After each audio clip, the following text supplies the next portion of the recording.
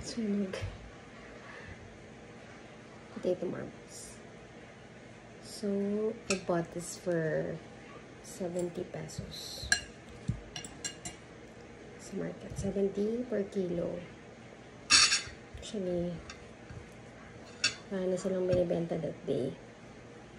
Kasi deliver daw nila sa isa sa malaking mall dito sa city. At sabi ko, pabili naman kahit 1 kilo lang. Kasi gustong-gusto ng pangalawang anak namin ni Sir Joy itong patatas. And medyo expensive kung dito sa Talipapa, sa barangay namin may bilhin. And not all the time may binibenta. So, sasadyain talaga siya sa bayan. So, I hope one day, pag in-answer na yung prayer namin na magkaroon ng sariling lupa, ay kahit sa container lang makatanim ako. And walang rosemary, so garlic lang ihahalo ko. And olive oil. Ayan. So, let's just cook it. So, ayan, parang pre-mash ko siya. Yung hindi talaga siya mash masyado. Nilaga ko ito with asin. Pagka malambot na siya konti, hindi naman todo lambot, pwede mo na siyang angunin. Tapos, you put it in a bowl. You put the garlic, and I'm using rock salt. So, this is the salt I'm using. This is rock salt, asin ng kuyo. So, wala tong chemicals. This is organic. So, pinapasakay ko siya sa barko. Mura lang pamasahe, parang 100 or 50 for isang sako. So, sobrang dami na nun. Ayan, so, ayan siya. Yung isang sako, parang isang taon, more than 1 year mo na siyang pwede gamitin. Basta na-store mo lang na maayos sa dry place. Yeah, so, just put it here, and then yung garlic, parang medyo, ibabado mo na siya ng konti, and then, ready to, na siya, ready to, parang pan-fry, ganun. Tigas ah.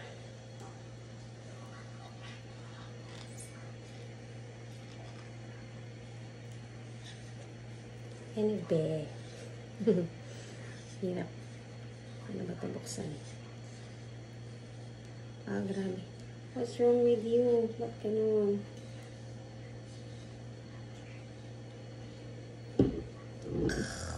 Hirap buksan. Grabe, hirap niyang buksan. Pinutol ko pa yung nakakabit dito. So, this is my first time using this brand. I usually use yung Doña Elena ba yun? So, just pour it in. Pour it in.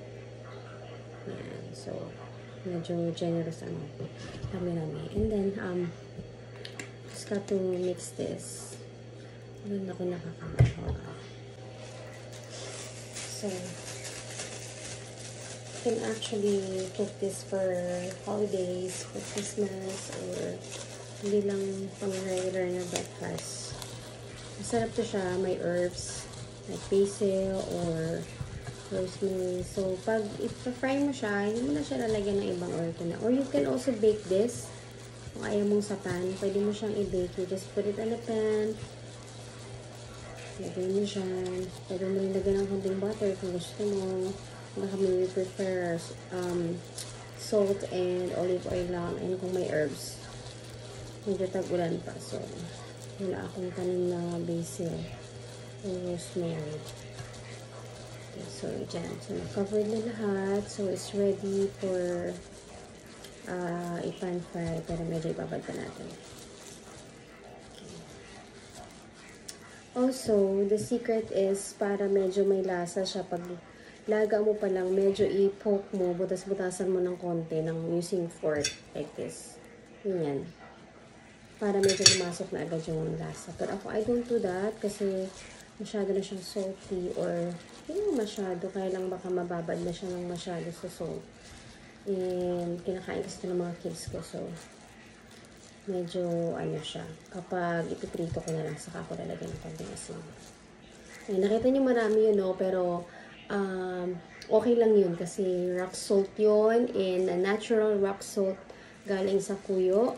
So, guys, kung hindi nyo alam, meron tayong mga local rock salt that you can use na natural, mas maganda sa health natin, that you can even use it for drinking.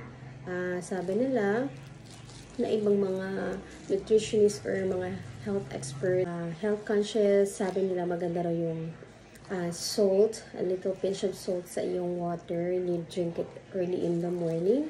So, nalalasan yung mga cough, yung sipon, gano'n. So, it's kind of good for your health. So, I think okay lang naman kung even may mga health conditions ko kasi it's natural, tsaka hindi naman super dami yung ilalagay mong asin. Mas maalat pa nga yung mga canned goods o yung mga other food with preservatives na kinakain natin. So, let's cook it, guys. Tara! So, I'm using a small pan to fry it. I just put it there.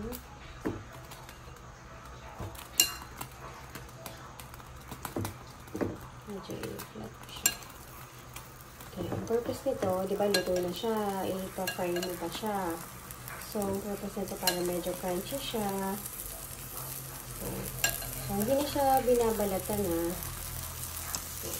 Bilis na ito eh. So, pag-siksik lang natin. Maulan mo yan. Maulan. If you can hear the sound sa water. So, yung iba, medyo sa gilid mo lang natin ilagay. So, maliit yung pan natin.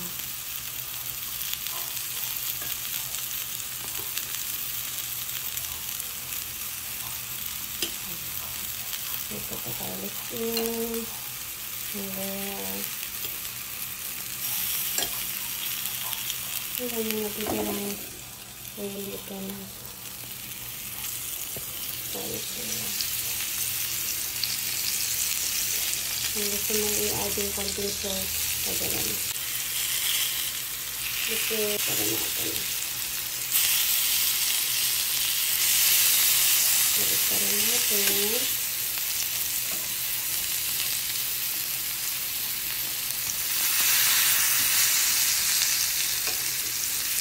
Ito lang yun lang ako dito kay nasusunod siya. Naghiwalay na. Sobrang lambot. That's why pag naglaga ka, no need for super lambot talaga.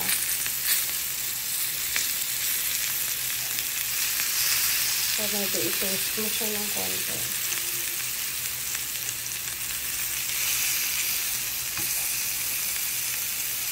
Medyo siksik. Ang mahal kasi ng pan na ganito, kaya maliit lang talaga yung nabili ko that time. Ayan. Then, dahil wala akong herb, I'm gonna use this cumin powder. Itong cumin powder, medyo nagtatawanan yung mga anak ko dito. Kasi, mabaho daw. Pero pag kumain sila, masarap naman. Kain sila yung balat. Kumukulo tayo.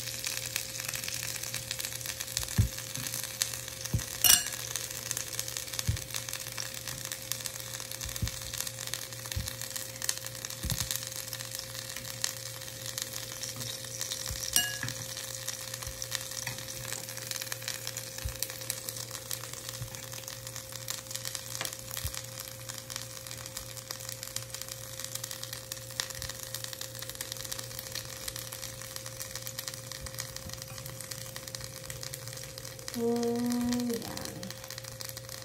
Oops. Durog na talaga yung isa. Okay, ito yung side. Alright. And then, i-pour out mo na lang yung natira. Ayan. Lumagdag sa rasa. And the garlic the juice. Okay. Sarap. Hindi okay siya.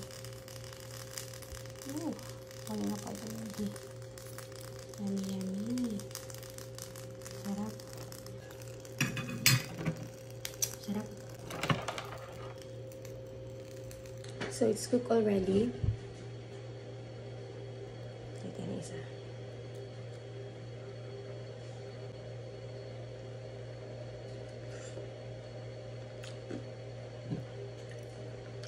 Pinagdakin ng bawangan.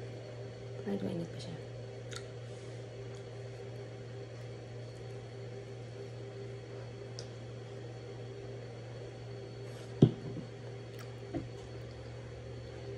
Mainit.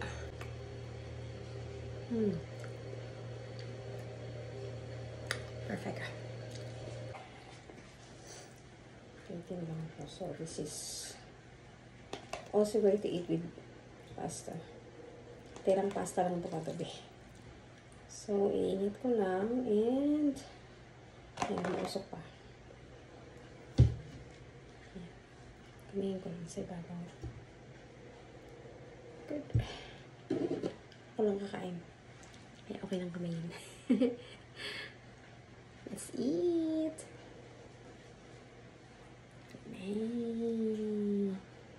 Yummy, yummy.